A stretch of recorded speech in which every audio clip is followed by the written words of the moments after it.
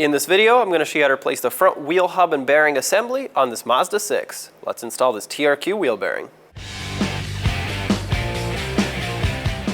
Use a 21mm socket and remove all 5 of your lug nuts and then remove the wheel.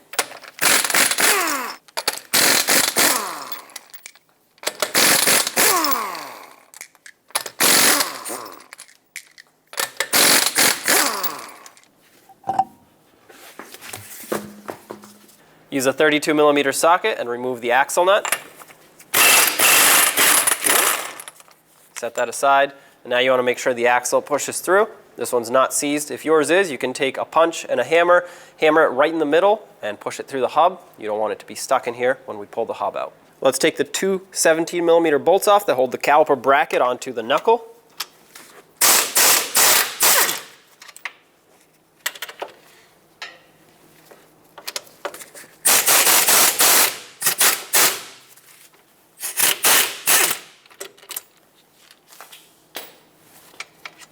Take that off, hold the caliper, and then as you pull it away, careful of the rotor so it doesn't fall. Put the caliper up on top of the strut on the spring so that it doesn't put any pressure on this brake hose. Now remove your rotor, set it aside. There are 4 14mm bolts on the back side of the knuckle here. That's what holds the wheel bearing on, so let's remove all 4.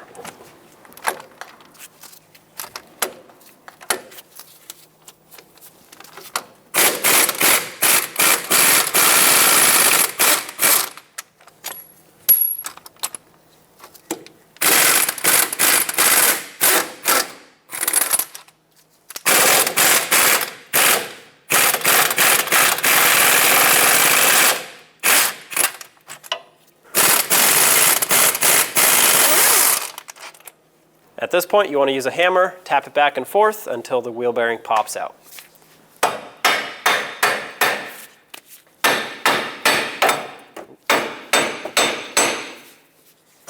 Well, the outer bearing, or the outer race separated with the hub. That sometimes happens. We still have to get this part out. I'm going to go in with the air chisel, try to vibrate this free, and get it off of the knuckle.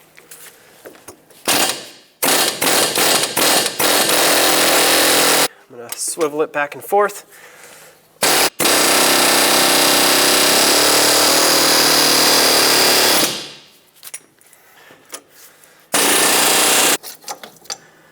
All right, there's the bearing. This would have been your backing plate. Mine is absolutely done here, so I'm not even going to bother with this, but obviously if you had your full backing plate, or backing shield, you would take that off. At this point, we have a lot to clean up here so that the surface can be fresh for the new wheel bearing, so let's do that. Now to clean all of this, because I have so much rust, I'm going to take the ABS sensor out. This is optional. You do not have to do this. I'm doing it just so I can clean better. If yours is just as rusty, I recommend it. Use a 10mm socket to remove the bolt that holds it on. Then you should be able to pull it out. Hopefully yours is not seized in here. If it is, you can grab some pliers, wiggle it back and forth and remove it. Set this aside very carefully. Now we have a flat surface here that we can clean on without worrying about damaging the ABS sensor. Clean all of this out so that the new wheel bearing can go in all the way, seat properly, and not seize in the future.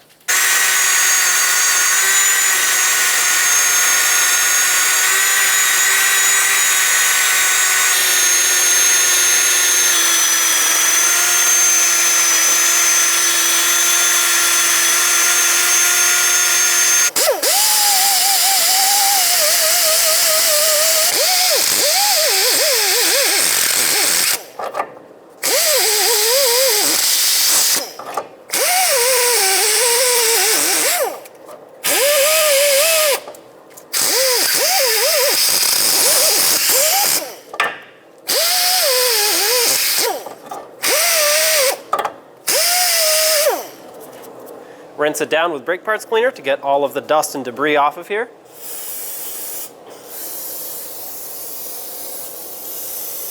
Clean up the splines of the axle too, as well as the ABS sensor hole if you removed the sensor. You don't want any debris getting in the way of the wheel bearing seating. Dry it off.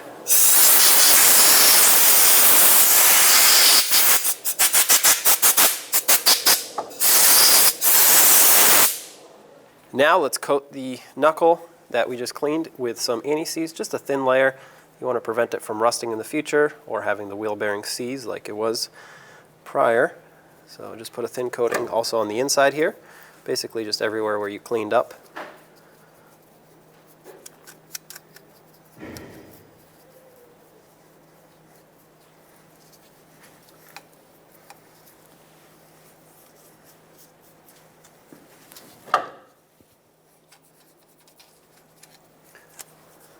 There we go.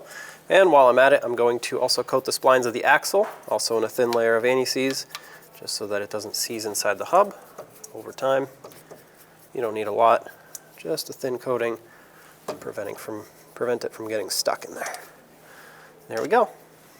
Put the ABS sensor back in, make sure it goes all the way through, and then of course lock it down with the 10mm bolt. Snug it up, give it about 1/8 of a turn after it bottoms out. It's very small, you don't want to break it in the knuckle. Now install the wheel bearing. Make sure it lines up with the splines of the axle. Spin it to line it up with the bolts on the knuckle side.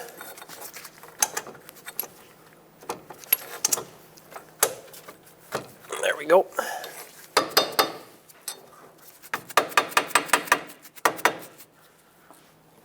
All right, once you line it up, start in whichever bolt is easiest to start in. Looks like mine actually has to spin a little bit. Be careful of your ABS sensor when you do this.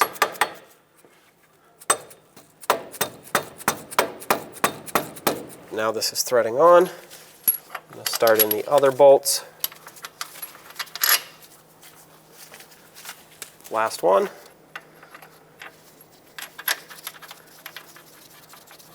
All right, so they're all started. Let's bottom these out in a cross pattern.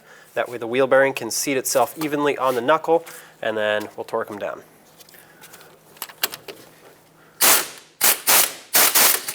There we go. Make sure that wheel bearing or the hub assembly gets pulled in onto the knuckle.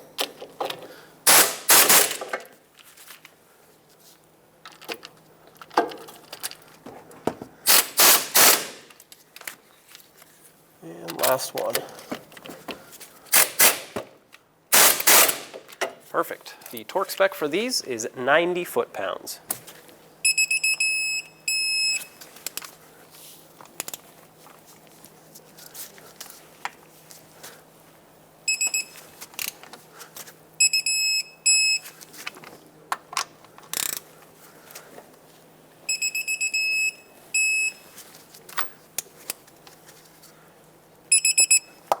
Now let's add a thin layer of anti-seize to the surface of the hub so that the rotor doesn't seize in the future. It also prevents rust from building up here, pushing the rotor out. Just a thin layer. If you put too much, it'll actually squeeze out once you put the rotor on, and you want to avoid that. You don't want it getting everywhere. And also add some to this inner bore of the hub here, where the rotor sits. If it'll seize, a lot of times that's where it'll seize onto.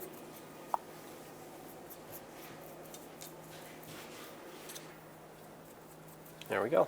When you put the rotor on, mine is obviously new, but if yours is older and has some rust buildup here, you want to make sure you clean this off so that it sits flush up against the hub.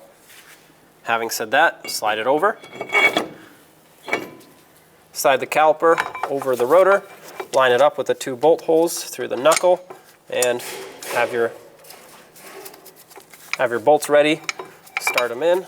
Go now and start the bottom one.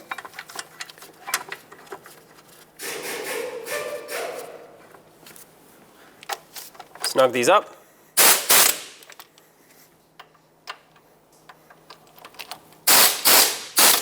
The torque for these is 80 foot-pounds.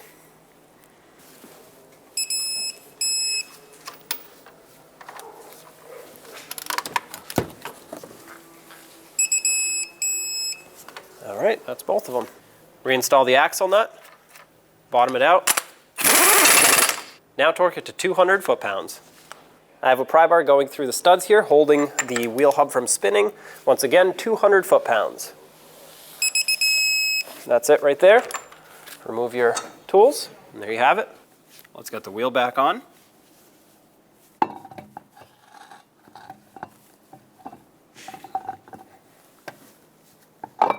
Put on all 5 of your lug nuts, bottom them out in a cross pattern But also in a cross pattern, you want to torque these to 80 foot-pounds.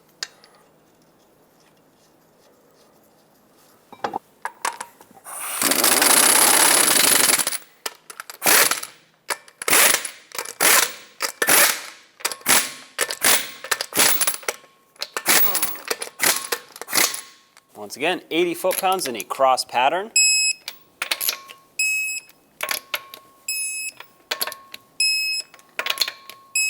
Double check them all.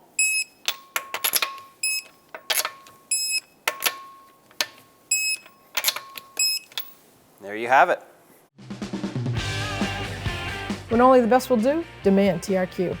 The only company that lets you view before you do. TRQ is committed to offering the highest quality aftermarket auto parts that are engineered for peace of mind. Thanks for using and viewing with TRQ.